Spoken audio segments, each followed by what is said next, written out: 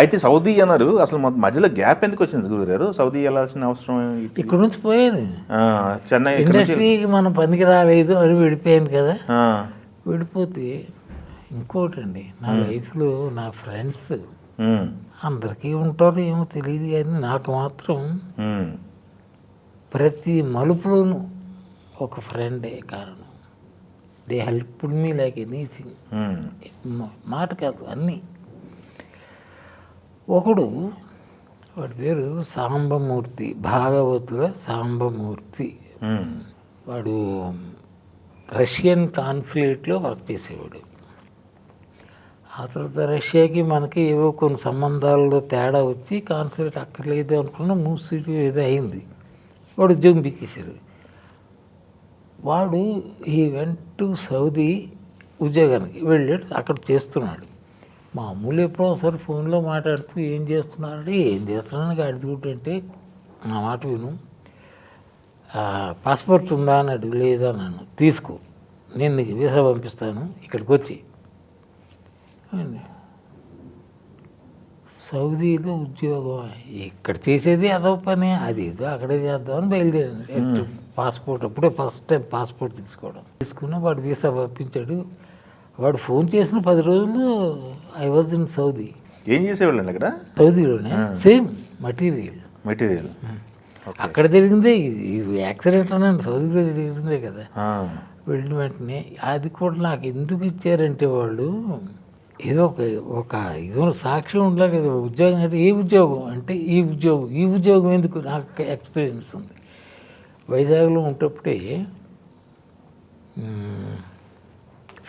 Coromandel fertilisers అనే ఒక పేరు ఏమంటున్నాం.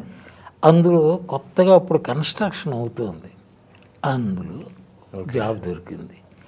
అందులో కూడా ఏంటి, ఈ మటీరియల్కి సంబంధించిన జాబ్. సో ఆ సర్టిఫికేట్ ఉంది. అది సులువుగా రికగ్నైజ్ చేసే కంపెనీ లోమస్ అని అమెరికన్ కంపెనీ.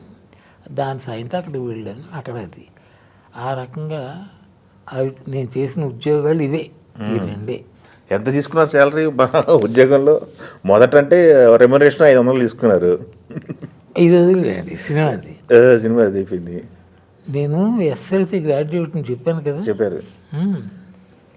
నా కెపాసిటీకి ఏం ఉద్యోగం వస్తుందో అప్పుడే కొత్తగా విశాఖపట్నంలో ఈ ఎల్ఎన్టీ లార్సన్ ఎల్ఎన్టీ చూసే ఉంటారు, ఈ బ్రిడ్జ్లో ఇవి కొడుతుంటారు. అవును, ఎల్ఎన్టీ. ఆ రోజుల్లో ఎల్ఎన్టీకి సివిల్ వింగ్ అని ఒకటి ఉండేది. సివిల్ కాంట్రాక్ట్స్ అన్నీ వీళ్ళు చేసేవారు, మెకానికల్ అన్నీ ఎల్ఎన్టీ. అది ఇంజనీరింగ్ కన్స్ట్రక్షన్ కార్పొరేషన్, ఈసీసీ. వాళ్ళు వైజాగ్ పోర్ట్ బెర్త్స్ ఉంటాయి కదా, షిప్ ఆగడానికి, అవి కొత్త బెర్త్లు కడుతున్నారు. దానిలో ఉద్యోగం. రోజుకు 3 రూపాయలు రోజు కూలి. ఫ్రైడే సాటర్డే వాళ్ళు ఆ 18 రూపాయలు 15 రూపాయలు చేతులు పెట్టేవాళ్ళు. 15 రూపాయలు ఎలా ఖర్చు పెట్టడమో తోచేది కాదు. బిగినింగ్ నిజంగా. నేను మా ఫ్రెండ్స్ ఏం చేయాలి ఈ డబ్బులతో అంటే, అప్పుడు ఒక నాజ్ అనే ఒక రెస్టారెంట్ ఉండేది, ముస్లిం. బిర్యానీ బాగా చేస్తాడు. అక్కడికి వెళ్ళి బిర్యానీలు తిని, ఈ మందు సరదా అప్పటికి లేదు, లేకపోతే ఒక బీరు 2 బీర్లు కొనేవాళ్ళు. ఈ దృష్టి లేదు. ఆ రకంగా వెళ్ళిందండి. బయట పాలిటిక్స్ కానీ పొలిటికల్గా పాలు అవటాలు ఏం లేవా అసలు?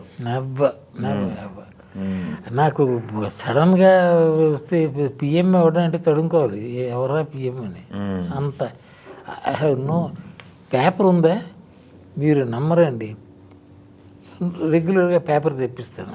ఈ పాలిటిక్స్ లీడర్స్ ఏదో చెప్తుంటారు, వాడిని తిట్టి వీడిని ఏదో గోల తీసి సినిమా పేజ్ చూడండి, అసలు వాళ్ళు తిప్పేస్తారు మామూలుగా. నిజం సార్.